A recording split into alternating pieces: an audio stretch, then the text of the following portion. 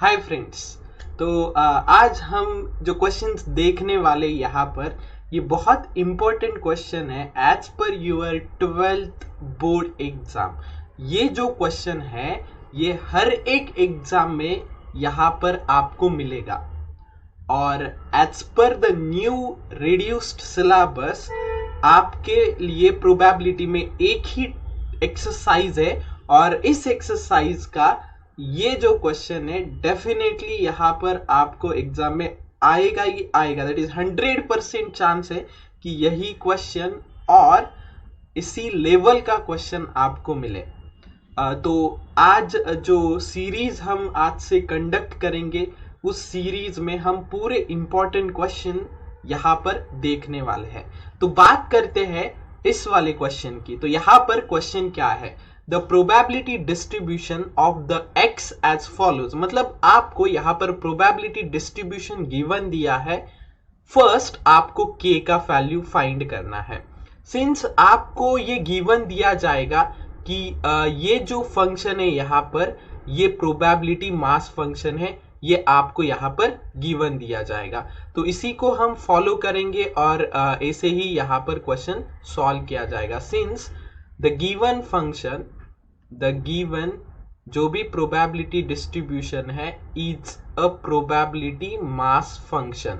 ये आपको गिवन दिया है कि ये जो फंक्शन है वो प्रोबेबिलिटी मास फंक्शन है एंड उस वजह से यहां पर आप क्या कर सकते हो, प्रोबेबिलिटी मास फंक्शन के दो कंडीशन होते हैं और अगर आपको k का वैल्यू यहां पर फाइंड करना है तो आपका यहां पर जो यूजफुल कंडीशन होगा वो होता है summation of p of x which is equal to 1। Summation of p of x equal to 1। अभी बात करते हैं कि ये समेशन क्या होता है। तो समेशन होता है एडिशन, किसका, p ऑफ x का एडिशन। तो आपको यहां पर जस्ट जितने भी वैल्यूज गिवन दिए हैं p ऑफ x में उनको ऐड करके 1 पुट करना है। That is 0.1 plus k plus 2k plus 2k plus k। देखो यहां पर हर एक के वैल्यूज हमने ऐड किए, 0.1 plus 4 plus 2k plus 2k plus k और इन सब को ऐड करके हमें 1 पुट करना है। तो अगर हम इसके एडिशन की बात करेंगे तो k के साथ ऐड होगा तो k plus 2k 3k plus 2k 5k plus k 6k। So 6k plus 0.1 is equal to 1। तो जब हम इसके सॉल्यूशन की फर्दर बात करेंगे तो 6k हो जाएगा 1 minus 0.1, that is 6k equal to हो जाएगा 0.9। आपको यहां पर वैल्यू फाइंड करना है k का। तो अगर मुझे k का वैल्यू यहां पर फाइंड करना है तो इसके आगे हम किस तरीके से सॉल्व करेंगे। तो जस्ट आपको बच्चों यहां पर k इक्वल टू क्या लिखना है, 0.9 अपॉन 6। अगर आपको k का वैल्यू फाइंड करना है तो जस्ट थोड़ा सा सिंप्लीफाई करते हैं, पॉइंट को शिफ्ट करते हैं तो ये बन जाएगा 9 अपॉन 60। तो 3 से अगर आप डिवाइड करोगे तो 3 3 जा 9 एंड 3 2 जा 6, 20 समथिंग लाइक दिस आपका k का वैल्यू हो जाएगा।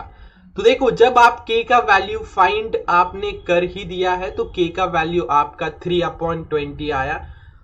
इस तरीके से हम यहाँ पर after finding the value of k आपको क्या करना है, ये सारे वैल्यूज फाइंड करने हैं।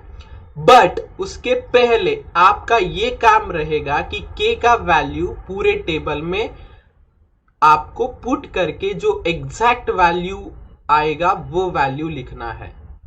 तो टेबल कैसे ड्रॉ किया जाता है, तो फर्स्ट आपका रहेगा x, देन आपका रहेगा यहां पर p ऑफ x। ये रहेगा आपका x का वैल्यू, देन 1 2 3 4 5, ये 5 आपको यहां पर जो कॉलम से वो चाहिए 1 2 3 4 एंड 5। तो यहां पर हम ऊपर के रो में लिखेंगे x, नीचे लिखा जाएगा आपका p ऑफ x। तो जो फर्स्ट वैल्यू है 0 के लिए वो है 0.1। अगर 1 के लिए हम वैल्यू चेक करेंगे तो उसका वैल्यू k है, तो आंसर आएगा 3/20। नेक्स्ट अगर हम वैल्यू देखें 2 के लिए तो वैल्यू 2 टाइम्स ऑफ k है, तो 2 टाइम्स अगर 2 से मल्टीप्लाई करें k को तो 3 2 जा हो जाएगा 6/20 हो जाएगा। अगर हम 3 की बात करेंगे यहां पर तो वो 2k है, तो अगेन 6/20 हो जाएगा। अगर 4 की बात करेंगे तो यहां पर 4 का वैल्यू k है, तो k का वैल्यू आपका 3/20 है। तो इस तरीके से आपको x and p of x के वैल्यूज मिल गए। आपको फाइंड क्या करना है, यहां पर अलग अलग वैल्यूज उन्होंने आपको फाइंड करने के लिए बोले हैं।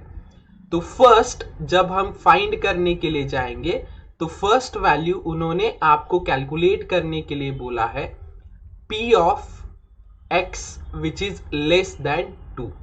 अभी अगर लेस देन 2 का वैल्यू हमें फाइंड आउट करना है तो लेस देन 2 कैसे फाइंड किया जाता है। देखो यहां पर लेस देन 2 आपको बोला है, मतलब 2 एंड 2 से कम, 2 एंड 2 से कम। तो जब हम लेस देन 2 की बात करेंगे तो यहां पर आपको स्टार्ट करना पड़ेगा 0 से। नेक्स्ट आपका वैल्यू यहां पर आता है 1। नेक्स्ट वैल्यू आपका आएगा क्या 2 आएगा? नहीं, बिकॉज 2 से कम यहां पर आपको बोला गया था। सो विच इज इक्वल टू 0 के लिए अगर आप आंसर देखोगे तो 0.1 है। अगर आप 1 के लिए यहां पर आंसर फाइंड करना चाहते हो तो 1 का वैल्यू आप देख सकते हो 3/20 है।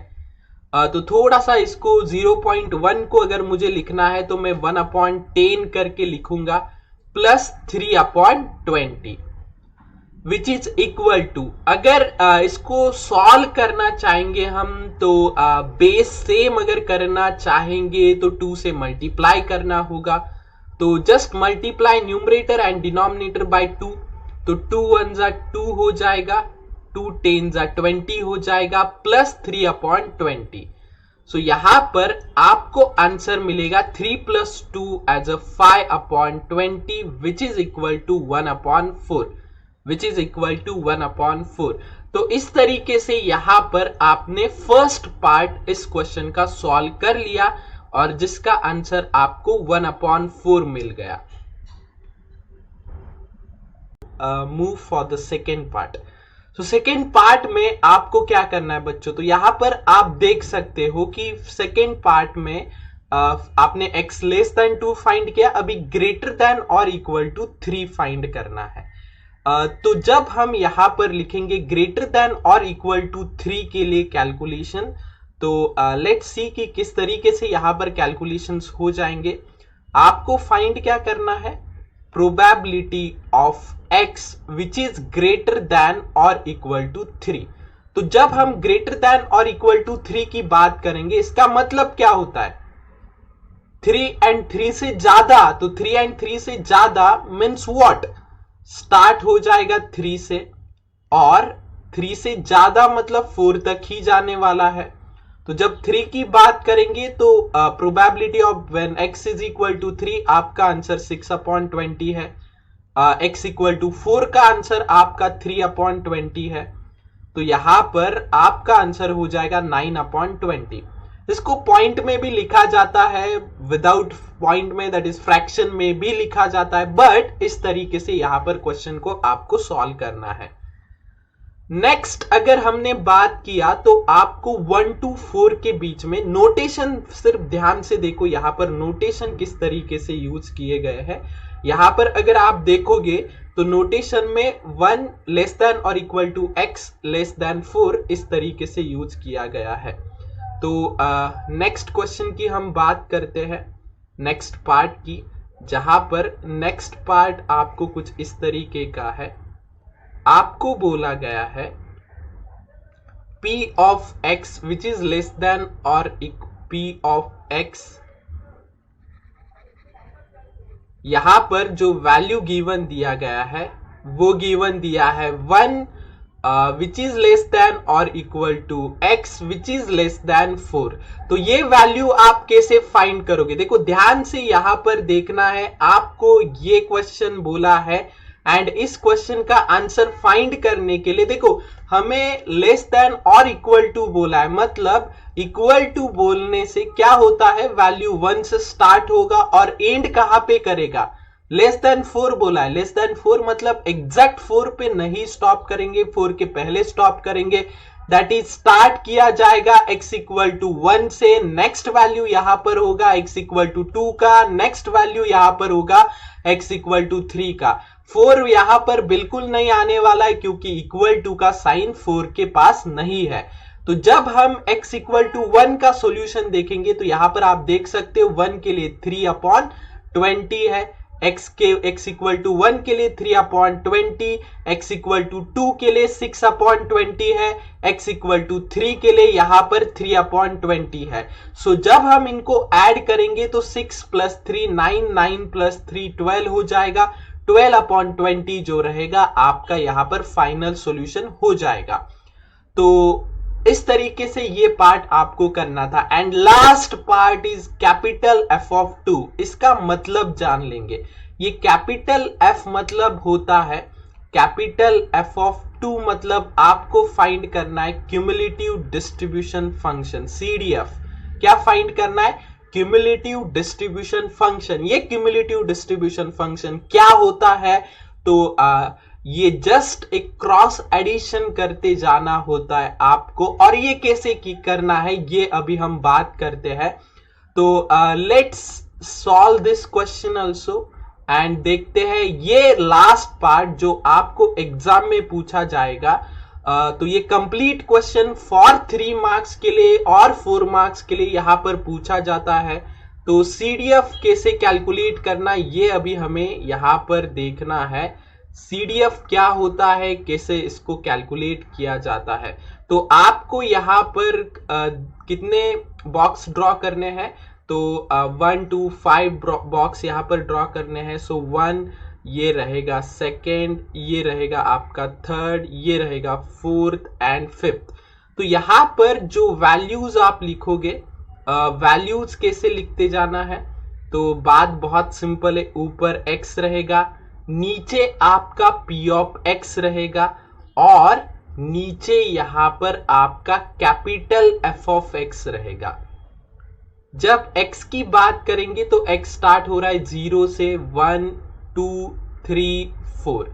देन यहां पर हम बात करते हैं 0 की, तो 0 का वैल्यू प्रोबेबिलिटी का 0.1 है, बट 0.1 को आप 1/10 भी लिख सकते हो। तो थोड़ा सा कैलकुलेशन के लिए हमें इजी जाएगा, दैट्स वाई, नहीं तो 0.1 लिखा तो भी चलेगा।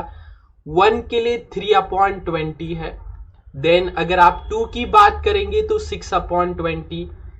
नेक्स्ट आप 3 की बात करेंगे तो अगेन 6/20 है।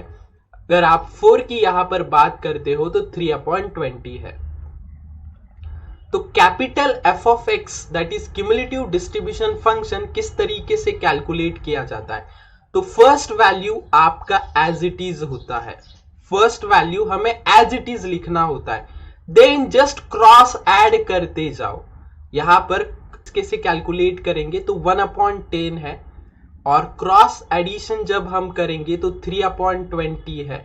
सो इनको ऐड करना है, तो ऐड करने के पहले इनका बेस सेम कर लेते हैं, तो 2 से मल्टीप्लाई करना पड़ेगा। तो ये कुछ इस तरीके से हो जाएगा, राइट। 1/10 को जस्ट 2 से मल्टीप्लाई किया, न्यूमरेटर एंड डिनोमिनेटर को, तो 3 + 2 इज व्हाट, 5/20। सो यहां पर हो जाएगा 5/20। देन अगेन क्रॉस ऐड करते जाना है, 5/20 + 6/20 ये हो जाएगा 11/20। अगेन क्रॉस ऐड करो, 11 + 6 आपका हो जाएगा 17/20 एंड 17 + 3 हो जाएगा आपका 20/20, दैट इज इक्वल टू 1।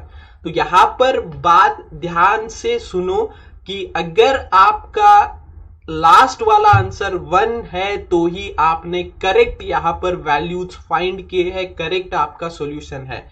अगर f ऑफ x आपका लास्ट में 1 नहीं आता है तो मान लो आपका क्वेश्चन कहा ना कहा गलत हुआ है। आपको यहाँ पर एफ ऑफ 2 फाइंड करना था बच्चों, तो एफ ऑफ 2 का आंसर होता है 11/20। जस्ट कंपेयर करके आपको एफ ऑफ 2 यहाँ पर मिल जाएगा।